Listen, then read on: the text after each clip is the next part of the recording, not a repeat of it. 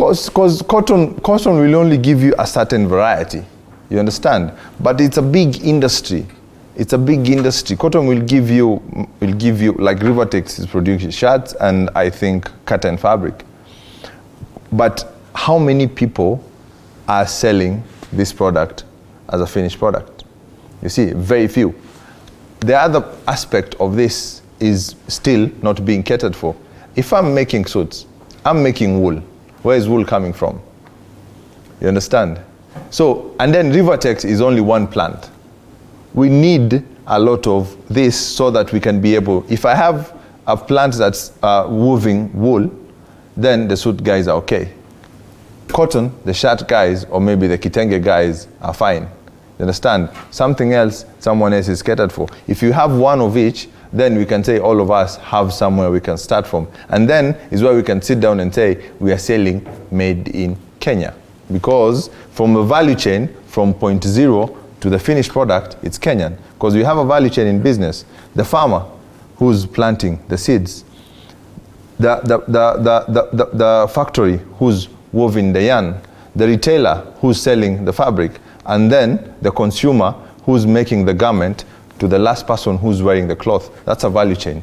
And if we start from the start of the value chain to cover the whole industry, then we have an industry, and then we can say we're exporting.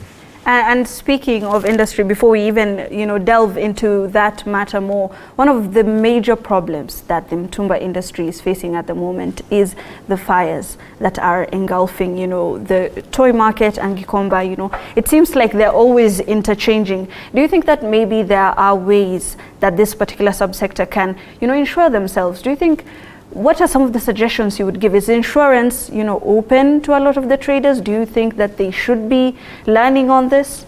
Yeah, people used to insure back then, but now it reached a point that the fires were too much.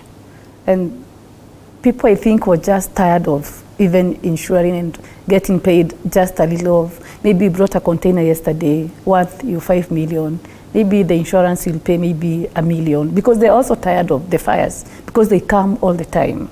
I told you yesterday, I went down there 2 weeks ago, and I was shocked, because before then it used to be a place, it was a huge market, not only for people who sell pieces, but for people who sell bills. It was a huge market. You could not go around in a day through the shops.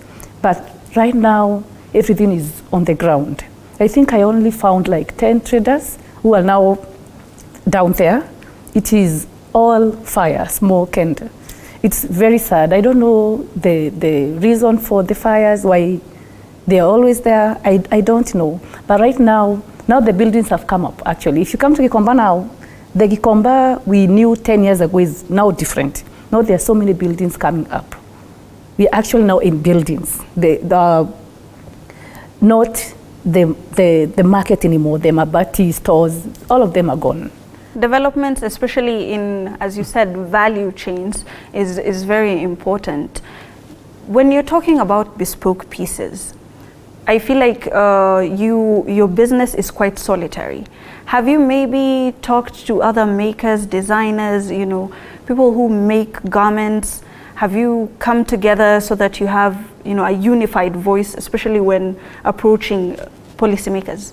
Yeah, there's Kenya Fashion Council, whose primary role is to be able to consolidate all of these people in the industry and be able to have one voice to present to the government.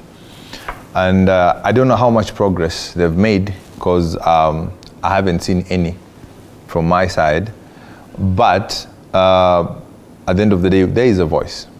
I don't know how much is being heard or how much is being presented, but there is a voice, and there is a platform where the government can say, I can refer this to this group and listen to what the problem is.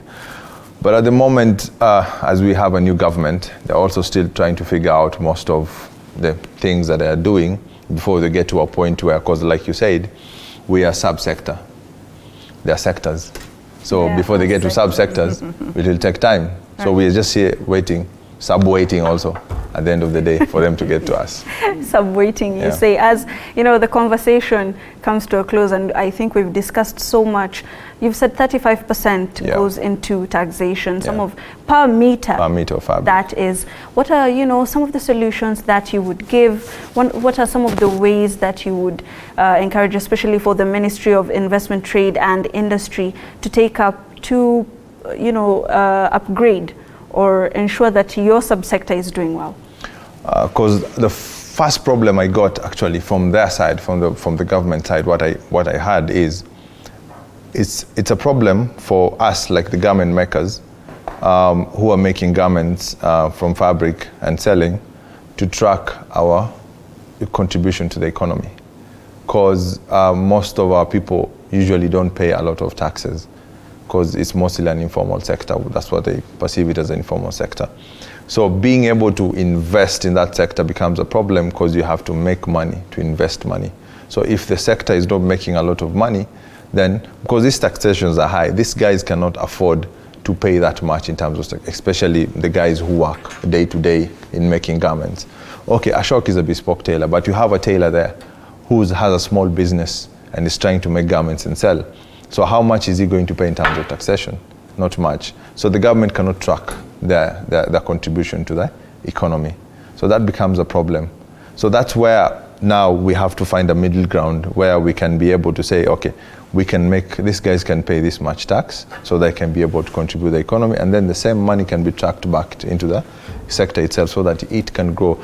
Cushioning in terms of the taxations and importations, and creating those industries where we are on the top of the value chain, not the final part of the value chain, being able to invest in education, being able to invest in these institutions so that these guys who are coming up can be able to find somewhere they can grow their craft. Yes. All right, upskilling, of course, is a very major, one of the most major solutions that they could possibly have. What are some of the solutions then that you would give, especially to the youth who are coming in? You're talking about having specific skills that are going to propel you. What are some of the creative insights that you could give them? That's basically, like I've said, the problem usually comes in is you're youthful, you have energy, you're creative, but you don't have a platform. So when you don't have a platform, don't try to create the platform right away. Try to learn from the people who are in the industry. I might not be as good as the next person you think is good, but I can teach you a few things on how to build your own craft to get to that level where you want to be. I can be a stepping stone,